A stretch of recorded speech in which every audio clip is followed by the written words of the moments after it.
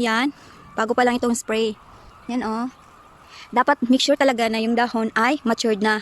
Ito. Dapat ganito na siya. Hindi yung bagong dahon pa lang. Dapat matured na talaga yung mangga na i-sprayhan. Yan po ang sikreto. Tignan nyo. Ito. Yan. Yan.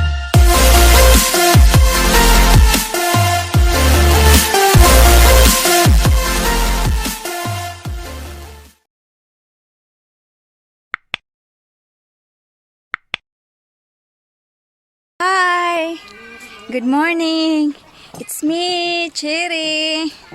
Today, another day na naman. Good morning anyway.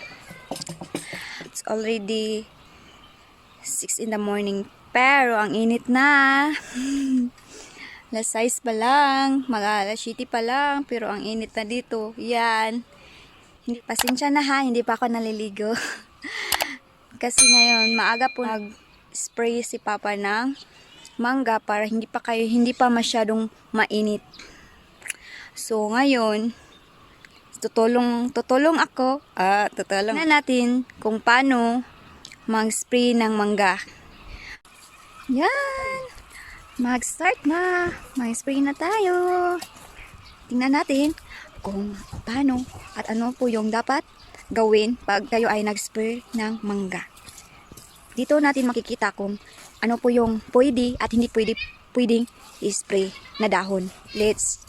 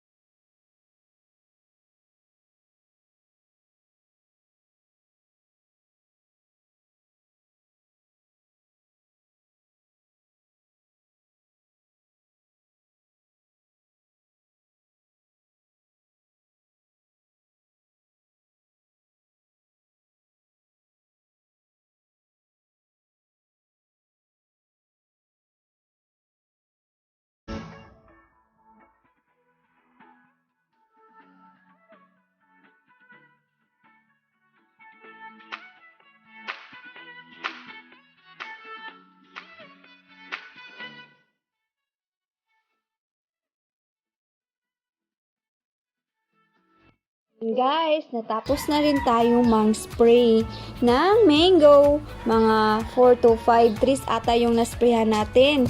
So, ganun lang yung process guys. After several days, i-ulit natin yung pag-spray ng mangga. Same process, same rules. At dapat, tingnan yung panahon kung mainit ba siya. Dapat hindi yung uulan. Dapat hindi ulan, mainit talaga yung maganda yung sikat ng araw para hindi yung masasayang yung chemicals na ni-spray natin. Then, after the spraying, tititingnan natin kung nag-a-upper na yung buds. Mag-a-upper yun mga 12 to 21 days. Makikita na yung buds. And then, makikita na yung buds after spraying. Makikita na yung buds, mag-count tayo ng 7 days or 1 week para mamulaklak na siya. Magbo-bloom na yung flower. Then, pag nagbo-bloom na yung flower, magka-count na tayo ng 4 to 5 months para for harvest time. Yan, mga 5 months yan. Ma-harvest na natin yung nisprayan natin. So, may part of tayo guys ha, yung harvest time. So, mag-upload ako after 5 months. So, stay tuned. Then, bago tayo magtatapos, ipakita ko sa inyo kung ano pa yung ibang plants na makikita dito.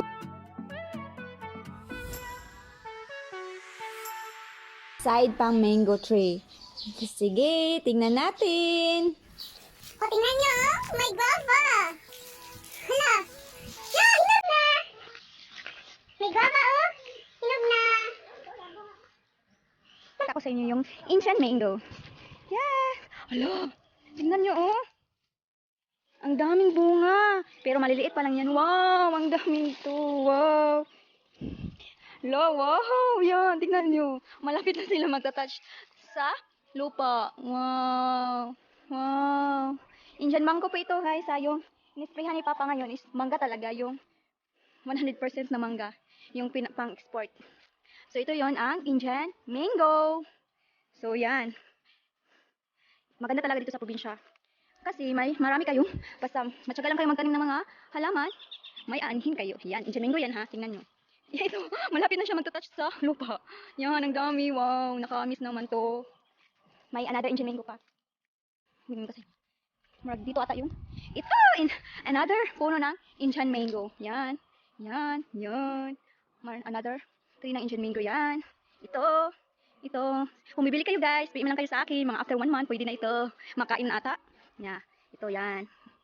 Doon sa baba, hindi ko makita. Guys, siniguelas. Ano sa Tagalog nito? Basta ito, malapit na siya mahinog. Marami talaga kayong makikita dito. Credit to Ma'am Sapi. Thank you, Ma. Oh, ay. Dragon fruit. Ito. Ang dragon fruit.